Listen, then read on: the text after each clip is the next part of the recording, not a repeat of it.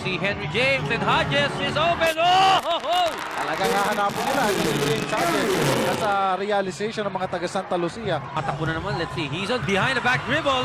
Binigay niya kay Marlo Aquino. The short stab is in for Marlo.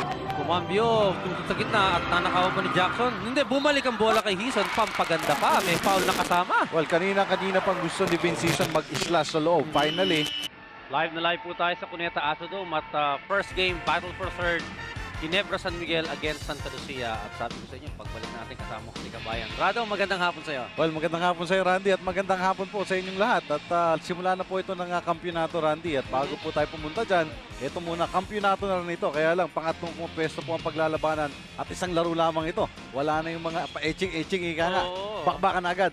At sa ating battle for third, Ginebras in as many conferences dito sa 1996, second straight trip for third place. Ibig sabihin din po nun, second time na nalaglag sila para sa kampyonato. Well, kaya nga, Randy, maraming mga fans, lalo na ng Ginebra San Miguel, na nanghihinayang doon sa kanilang kupunan. Isang hakbang na lang nandun na Oo, sa andun kampyonato. Pero ika nga, hindi natuloy, naudlot yung kanilang mga pagpasok at magkapareho yung paraan. Kapwa knockout game po natanggal ang kupunan ng Ginebra San Miguel. Nung nakaraang komperensya, maalala nyo, they were knocked out by Alaska Milk, who went on to win the championship ng All Filipino. Ngayon naman po, they were knocked out by Formula Shell. Isang kupunan na tinalo nila sa lahat ng laban nila nung elimination at nung semifinal. Pero binawian sila dito sa knockout game nila. And what a way para matalo sa kupunan ng Ginebra San Miguel. So moral-wise, I think, Randy, itong mga Ginebra players, kasama na rin ng Ginebra fans, mukhang low na low itong mga ito. Oo, at pati nga po mga tao rito sa Cuneta Astrodome, parang hinang-hina, no? Yung energy level, medyo lang po bumaba. Hindi lang po, kami ng Rado, mataas ang energy level namin. Kaya nasisiguro namin mataas kami. Alam mo, buong konferensya, buong season, the Jeans are led mostly by the two rookies, Baldavid and Marlo Aquino. Well, nakita nga nyo po ang mga larawan ng mga pinuno nila, mga batang-bata. Ito pong si Marlo Aquino, nangunguna pagdating sa scoring sa mga locals, nangunguna din po sa rebounding sa mga local sa kupunan ng Ginebra San Miguel. Ito naman kanilang, ayan, nakikita nyo po ang kanyang mga numero, 16 points and 8 rebounds. Pero yung mga numerong yan, rebounds lang ang naitala niya doon sa knockout game. He scored only 9 points doon sa napakahalagang laro. And I'm sure, dahil wala na yung kampyonato sa kanila, at least sa second conference, ito na lang ang pagtutuunan ng pansin itong si Marlo Aquino, na kung maaalala natin, Randy, dito po sa konferensyang ito, sa mga statistics, si Marlo Aquino ang nangunguna sa lahat ng mga players na naglalaban dito. At yung kanyang kapartner, si Baldavid, number 8 naman po. So rookie, pero kala mo mga veterano ang mga statistics. Oo, at ito may listahan po kami rito eh. At number 1 talaga si Marlo Aquino at si Baldavid yung numero 8. Kita nyo naman yung numero niya, 9 points, 7 assists. Last game, Baldavid almost carried Ginebra to the championship. Well, almost. tama ka riyan, oo, dahil 14 puntos ang in-score nitong si Baldavid nung nakaraang laro. Pero more importantly, I think, kaya nagiging leader itong si Baldavid would be his assists. Yung mga numero niya sa assists, he's averaging 7 assists per ball game. At ititira na lamang nitong si Baldavid. Talaga naman biglang iba-back pass, no look pass, kung hindi man kay Aquino, kay Locsin o kay Henry James na nasa sa labas. I think, kung gusto nilang manalo dito sa battle for third place na ito pa rin ang kanilang gawin. Playa sa team, kalimutan na nila nangyari sa kanila nung linggo. Kung Black Sunday man yan, gawin nilang Happy Tuesday ngayon. Oo, at pakasaya sila. Samantala ang Santa Lucia naman, ito panlima ata nilang battle for third at in 2 years, nakadalawang third place finishes sila last year and this will be their third. So hopefully for them na makapangatlo sila. Pero itong Santa Lucia, Rado, nagulat din tayo, nagsimula ang komperensya, bumulusok to 5-0. Well, pinakamainit nga ito. Kasama ng kupunan ng Alaska, 5-0 nagsimula yung dalawang kupunan. Pero nakita mo, ang Alaska naglaro ng mas consistent, nasa final sila ngayon. Ang Santa Lucia, mas maraming problema ito, Randy. Unang-una, yung mga player injuries.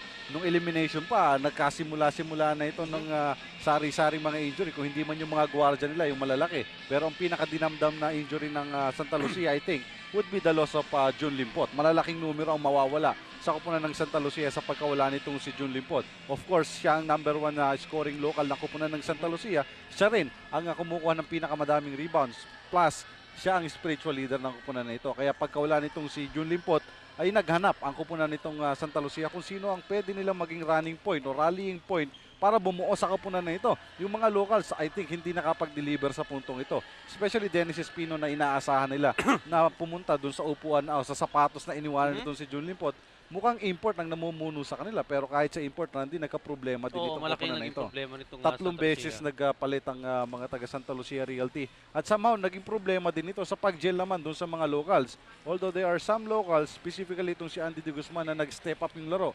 Lalo dito sa semifinals. Pero ang naging istorya dito sa koponan ng Santa Lucia, yung kanilang frustration, yung pagkadismaya dahil hindi sila kompleto na lumalaban. Nahirap yan. Oo. Pero I think dito sa sagupan na third place na ito, Randy, kailangan gamitin naman nila yung kanilang depensa. At sila ang nangunguna pagdating sa depensa dito sa semifinals. At yun lang, gaya ng ginawa ng Formula Shell, ang Santa Lucia has to learn from that na ang pamamaraan para matigil ang malakas na scoring ng Ginebra would be their defense. Marami silang tao rito.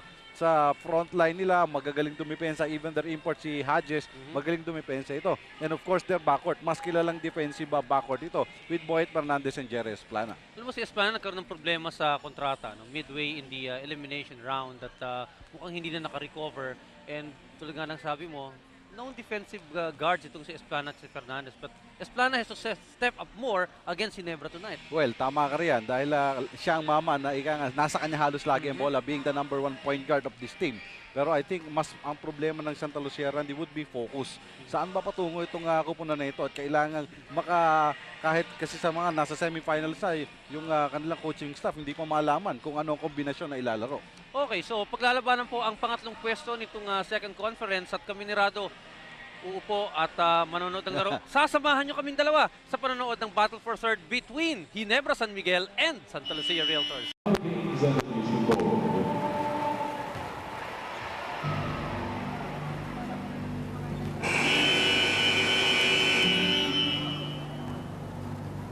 Here's the starting lineup for Ginebra San Miguel. And guard number 25, Vito Palencio. At guard number 12, Vince Gizon. At center number 32, TJ Fire. At forward number 45, Henry James. And at forward number 13, Marlon Aquino. And coach is Sonny Jaworski. Here's the starting lineup for Santa Lucia Realty. At guard number 10, Brian Fernandez. At guard number 57, Robbie De La Rosa. And center number 32, James Hodges. At forward number 3, Chris Jackson. And at forward number 16, Dennis Esquito. And coach is Adonis Tiara.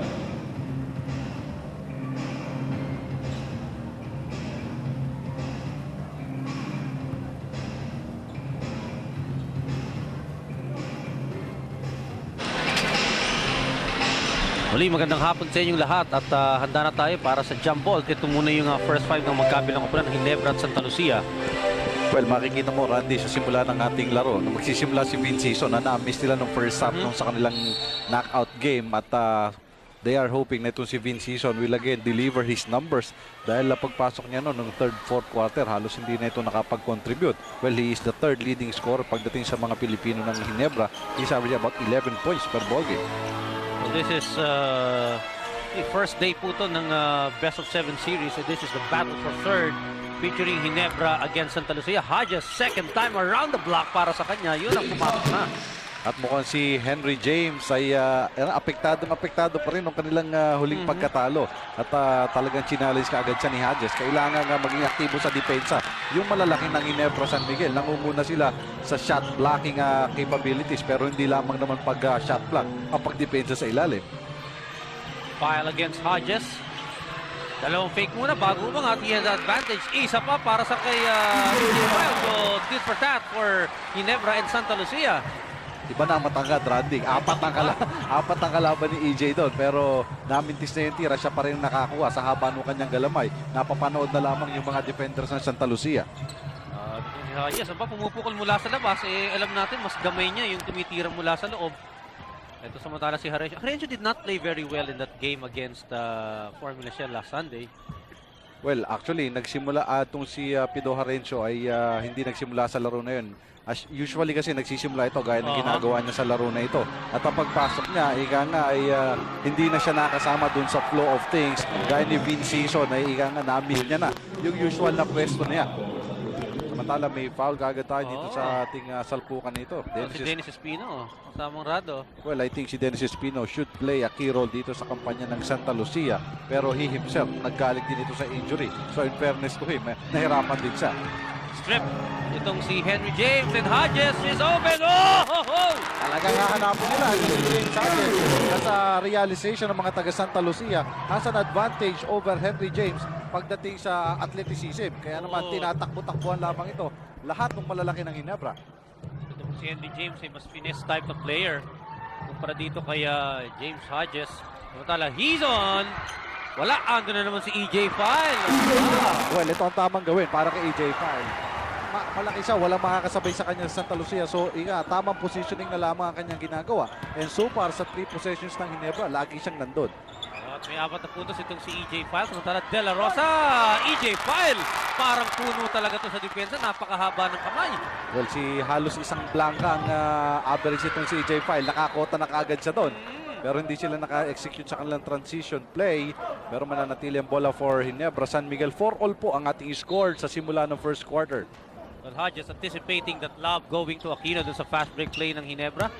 Harencio against Boyd Fernandez. 4-all is the score. This is the battle for third between Ginebra, San Miguel, and Santa Lucia. Harencio, Aquino against Espino.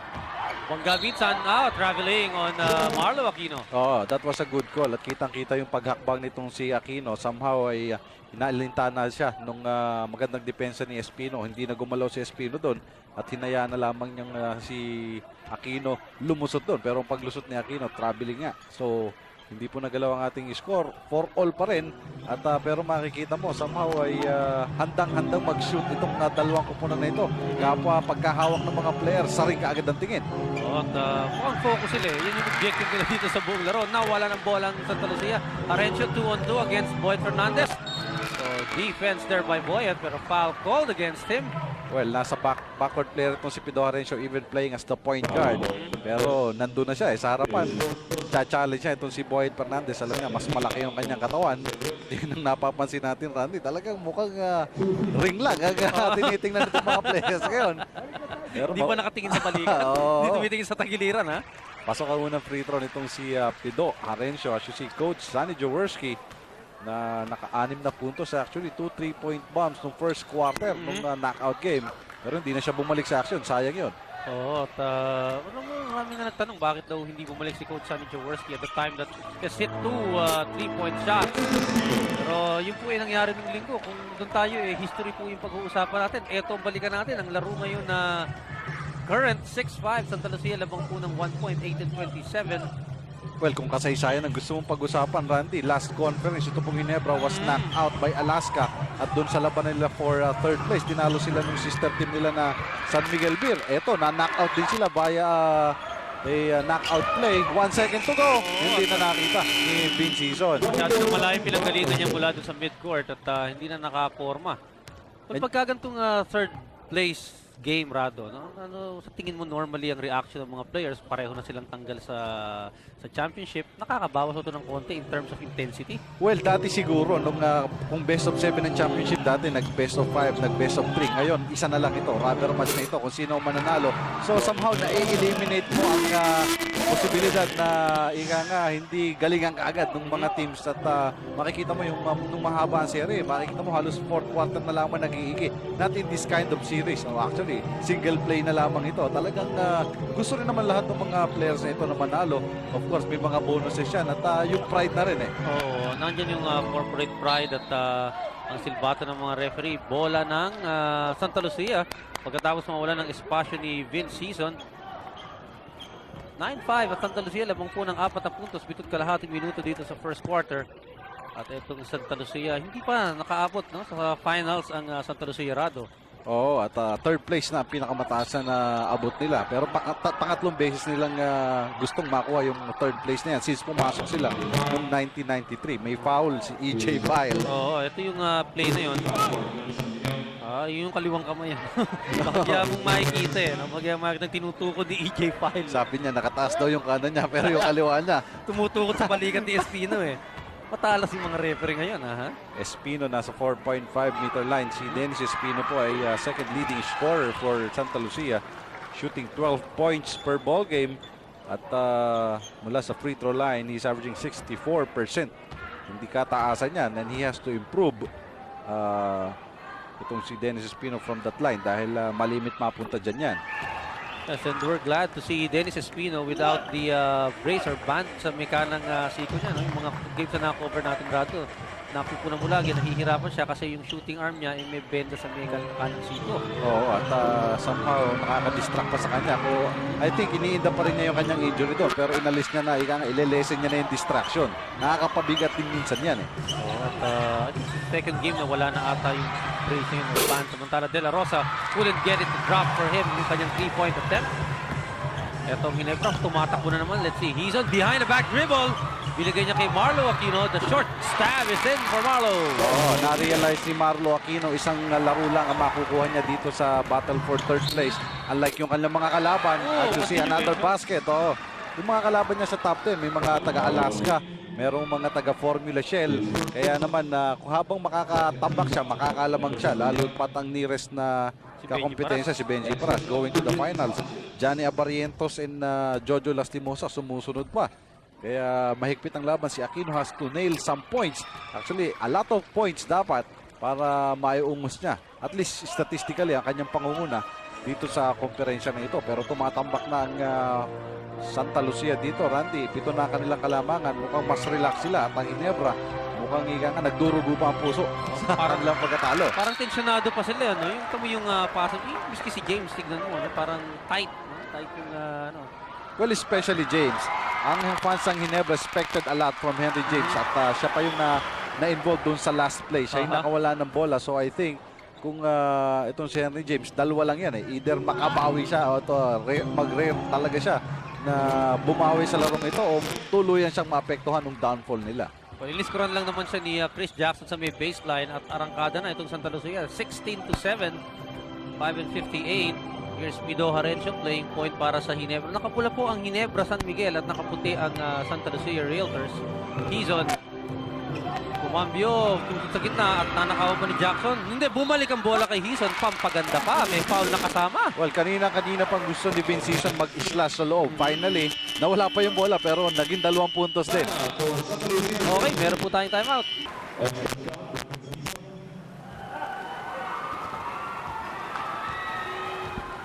5-44 and he's on. Here's the bonus for him after being fouled and he converts the shot para sa Ginebra San Miguel. So down to 6 points ang lamang ng Santa Lucia. Well, turnover situation, 5-0 ang mga taga-Ginebra. Talagang hindi nag-iingat dun sa kanilang ball possession. At big move on the part of Coach Sonny Jaworski. Playing all Filipino sila. Si Locsin pumasok for Henry James na hindi pa nakakascore sa quarter.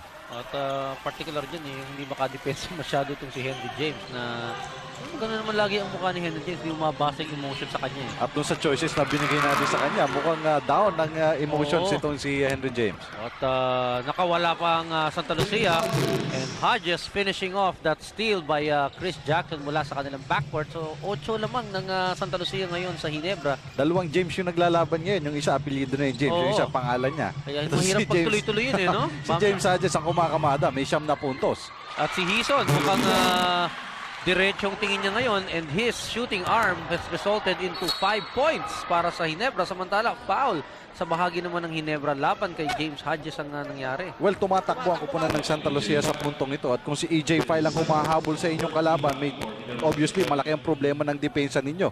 Dahil si EJ File dapat siya yung pinakamabagal tumakbo. Pero siya ang nauna doon at hinabol niya talaga si James Hodges na nasa free throw line niya. Pasok yung kanyang unang tira.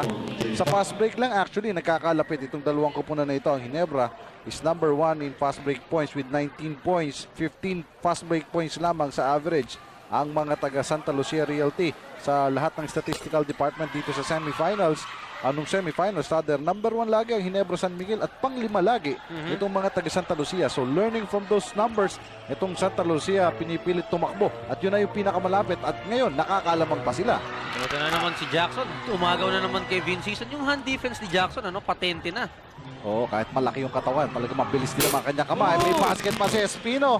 At ang laki na nito, Randy, 9 na puntos ang kalamangan ng mga Realtors, 21-12. At yung focus na hinahanap natin, mukhang dito nila nakita medyo huli. Pero sa third conference, ay sigurado dala-dala na yan. Plus, kung mananalo sila ngayong gabi, ay yung third place sana. Actually, itong Santa Lucia, nung pang isang Martes nakapahinga to after that game against the Tender Juicy Hotdogs.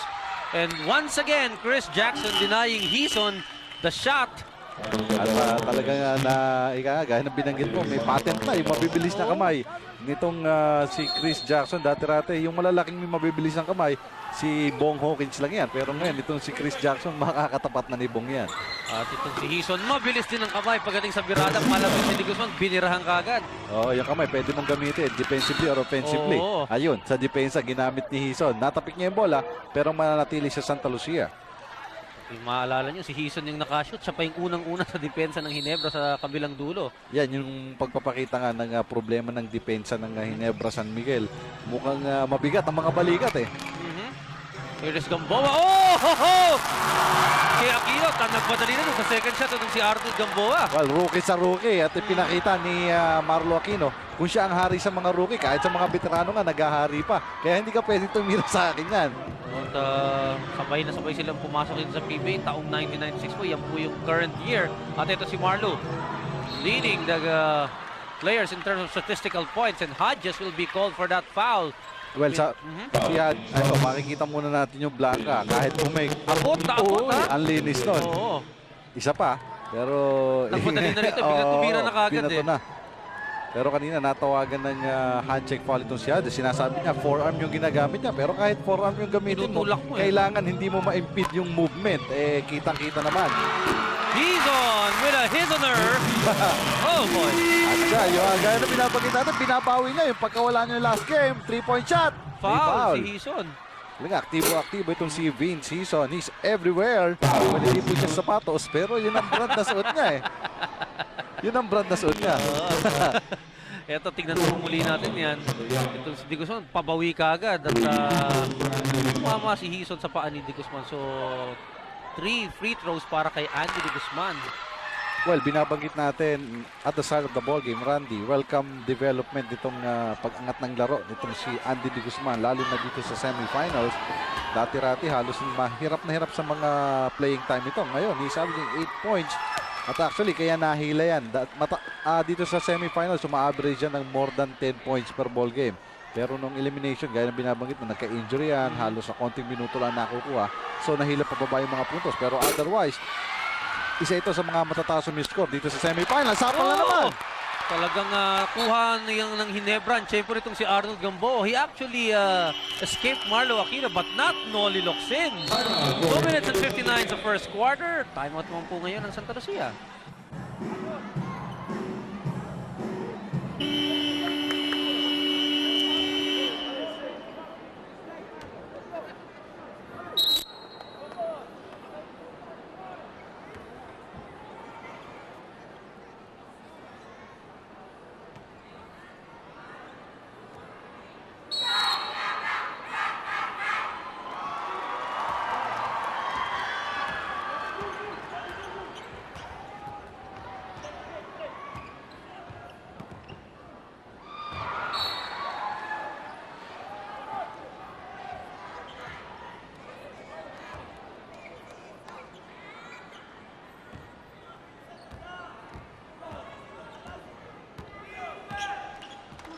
Points ang labang ng Santa Lucia sa Ginebra San Miguel at kaya meron play na to, meron na namang turnover ang Ginebra Rado. Oo, at actually itong pero si Marlo Aquino umaangat na yung kanyang laro. Gusto na rin magbawi. Ang itong nangunguna sa mga rookies sila dahil dun sa kanyang so performance nung knockout game na yan. But still makikita natin Santa Lucia ahead, mas aggressive sila pagdating sa opensa dito sa kanilang execution ng first quarter.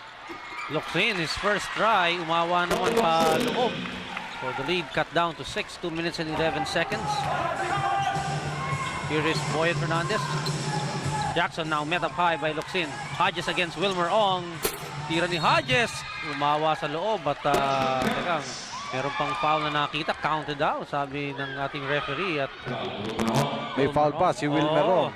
Itong si Hodges kanina pang tinutuya ang depensa ng mga taga Ginebra San Miguel at na-release na at pero may continuation na foul na ibinigay at si Wilmer Ong ang tatawagan. Si JV Gayoso first time in the ball game, papalitan muna ang ay kaligya at aktibong si Vince Sison, top scoring for Ginebra with 10 points so far. Ito naman si Hodges, umiscore ng kanyang bonus free throw, meron na itong 13. Oo, samantalang yung counterpart niya si James na nakaupo sa bangko, wala pa pong contribution offensively for Ginebra San Miguel. 28-19 in favor of Santa Lucia ang score. Gayoso, first aim, first crack, first miss for JV Gayoso.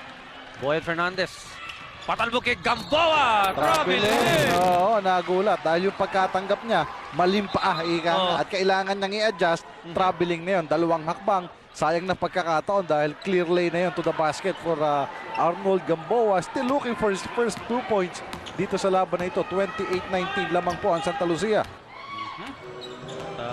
Parang dinadaga ito si Arnold Gamboa sa puntong ito. Aquino, layup niya, wala! Walang sinabi si Arnold Gamboa doon. Gustong bumawi ni Arnold Oo. Gamboa dun sa harapang sapal sa kanya pero na off balance pa si Gamboa. So Marlo Aquino rolling down his 4th point dito sa first quarter. So kanina isang pop-up jumper and Noli Locsin. Talagang ayaw palusutin sa pintuan. Itong si Chris Jackson, number 1 on Noli Locsin. Just a minute and 16 remaining sa first quarter. Penalty na ang mga taga Ginebra San Miguel. Well, throughout the conference, Randy, itong mga taga Santa Lucia sa pagkawala ni Jun Limpot, naghahanap ng leader, pero habang nakikita natin ito, mag-ama. Interesting faces dito sa Cuneta Astrodome. Kahit yung pinakapopular ay nanonood ng popular, pinakapopular na libangan sa Pilipinas, ang basketball. Yan po si Dolphy at ang anak niyang si Van Dolphy nandito, nanonood. Nakaupo sila sa bahagi ng Ginebra. Oh, meron ding mag-ama ron, pero parehong naka-uniforme. Oh, yun. At hindi nagpapatawa yung dalawang yan. Seryoso yan. Lalo na sa basketball Seryoso. court. Puntala si Jackson. Napunta po sa kanya yung mintis niya. Fall away at aba ng isda. Itong si Chris Jackson. Aquino, yung malaking isda doon. Plap-plap na abot niya. Well, talaga napailing doon si Marlo Aquino. Si Chris Jackson po tumira ng free throw. Siya ang nakakuha ng rebound. Wala man lamang tumawid sa harapan niya para pigilin yung possibility na siya yung makakuha ng sarili niyang mintis. Yun ang nangyari at balik siya sa free throw line. At itong si Chris Jackson, mangintab-intab na po. May 4 puntos na ngayong hapon at lamang ng Santa Lucia ay 9. Well, si Chris Jackson, isa rin niya sa mga naging kandidato sa pagkawala ni Jun Limpot. Kung sino magiging leader dito, at least ang mga lokal. Pero si Chris Jackson, mukhang bata pa to play that role. Only a second-year player itong si Chris Jackson. At ang concentration nito ay sa depensa . Kaya yung pagsama-sama sa kanya mga kakampi, minsan hindi niya na nagagawa. Hindi nakabirado ng maganda itong si Ong sa loob. Locsin, another jumper mula sa labas. Not this time, Arnold Gamboa. Anticipate niya yung talbog ng bola. Takbo po ang Realtor Series Hodges. Pero nabasa ni Gayoso yung pasa sa loob para kay Hodges. So 46 seconds remaining dito po sa first quarter. Lamang ang Santa Lucia ng 10 points, 31-21. All Filipino ang Ginebra. Si James pinaupo muna kanina ni Coach Sonny Jaworski. Meanwhile, here's Andy De Guzman. Ginugulo ni JV Gayoso. Andy. Spread out offense. Let's see what Jackson will do against Locsin. 6 seconds. Ginugulo ni Locsin. Maagawan ng bola. Agawan pa rin. Naagaw na nga ni Locsin tuluyan. Good defense and hustle provided by Noli Locsin. Hindi tinantana ni Noli hanggang hindi niya nakuha. Alam mo yun yung mga play na nagpapasigla sa kakampi mo . Yung hindi ka bumibitaw sa depensa hanggang sa matuluyan mong maagaw yung bola. Ginebra will waste some seconds here. 10 seconds sa kanilang shot clock. Only 11 sa game clock. So may konting diferensya. 3-point shot ni Pido. Wala. Hodges, 6 seconds remaining. Ito si Fernandez. Nakatingin sa orasan. Binigay kay De Guzman. Fumake minsan. Tumira. Tignan natin. Hindi pumasok. So tapos po ang ating first quarter kung saan ang Santa Lucia ay nakakaabante po sa Ginebra San Miguel sa talang 31-21. Talang dito sa first quarter. Pag po ni Radio,